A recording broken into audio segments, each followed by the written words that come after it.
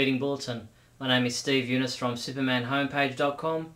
This is all the Superman related news there was for the week April 3rd to April 9th, 2009. There's no movie news once again this week, so we'll head straight into the TV news. Peter McDermott updated our Smallville episode guide with last week's Season 8 episode Eternal, while Neal Bailey and Douglas Trumbull have written their reviews for this same episode, with Doug rating it a 2 out of 5 and Neal giving it a 1 out of 5. The next new episode of Smallville airs in the US on April 23rd and is titled Stiletto.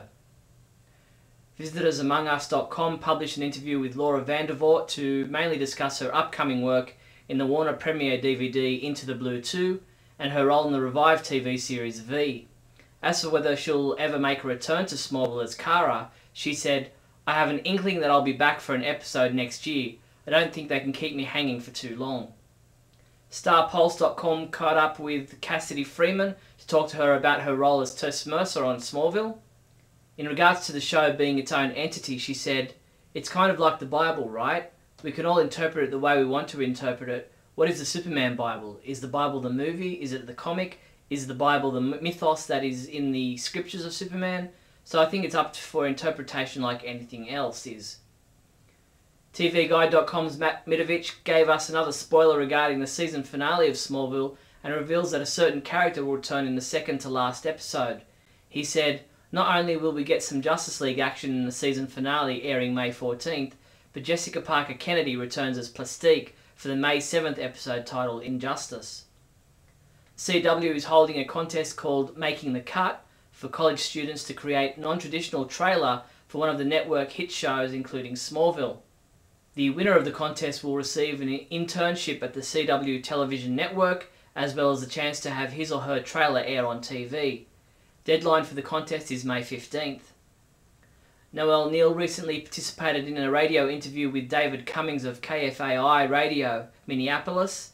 Part 1 of that interview aired on April 8th, but Part 2 will air on April 15th.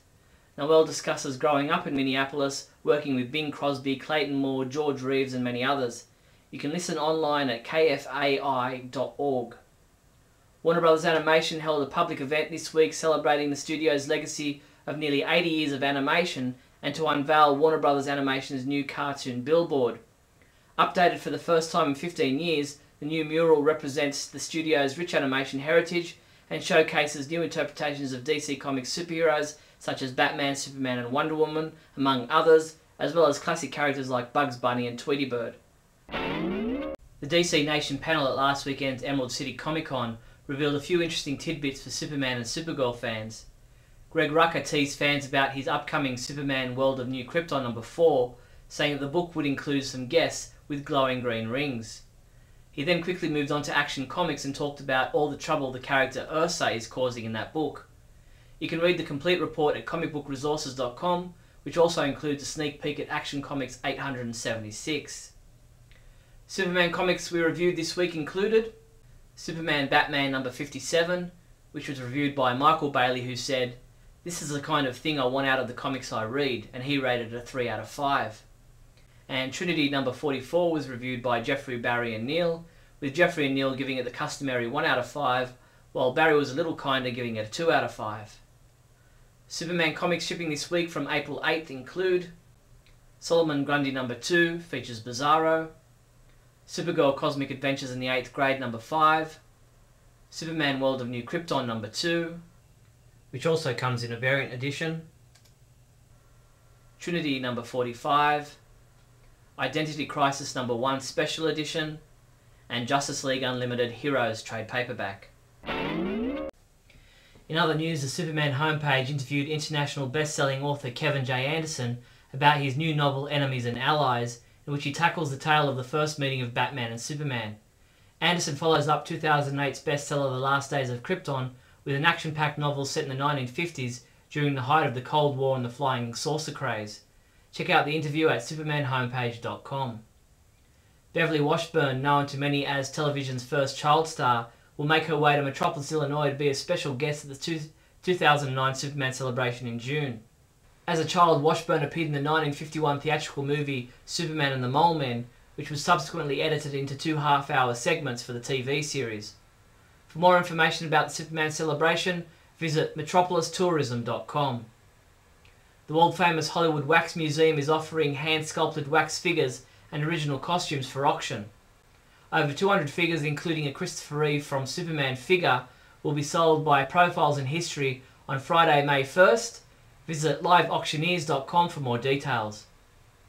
SchoolLibraryJournal.com reported that Hakeem Bennett, a special ed student at the Nathaniel Green School in Brooklyn, New York, has been selected as the winner of the Find a Hero contest, which will see him included as a character in the upcoming book, The Kid Who Saved Superman.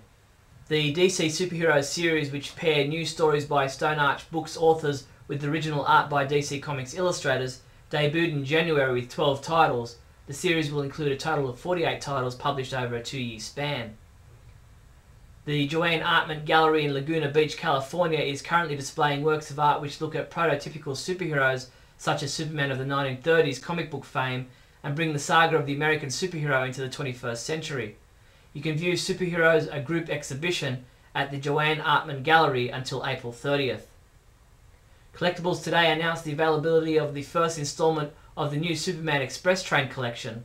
The full train set is available in 3 installments of $23.33 US. European Body Art announced they will begin distributing a selection of themed airbrush tattoo stencils featuring iconic superhero characters including Superman and Supergirl. For more information, visit EuropeanBodyArt.com. Superman homepage reviewer James Lance continues reviewing story arcs from the 1940s Superman radio series. This week he examines the Voice of Doom saga, in which Superman and Batman confront a villain with a sonic voice. That's all the Superman related news there was for the week April 3rd to April 9th. I'm Steve Younis from SupermanHomepage.com.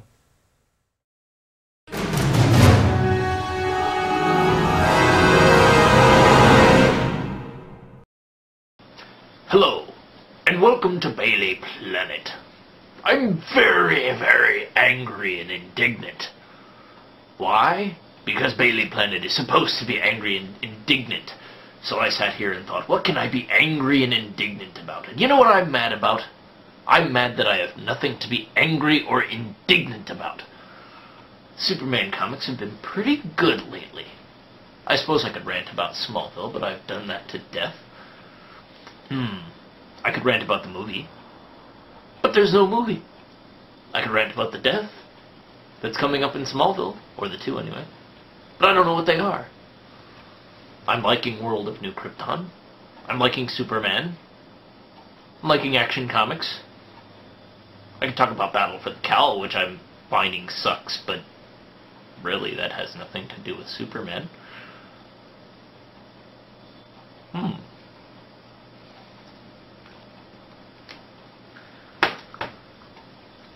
Get me to Dio. Yeah, this is Neal. Yeah, the one that didn't like Birthright. No, I dug the story, it's just didn't make sense in continuity. Oh yeah, okay, well that's the reason I called. You're doing okay. Hello? Hello? Bailey Planet is sponsored by Gibbo.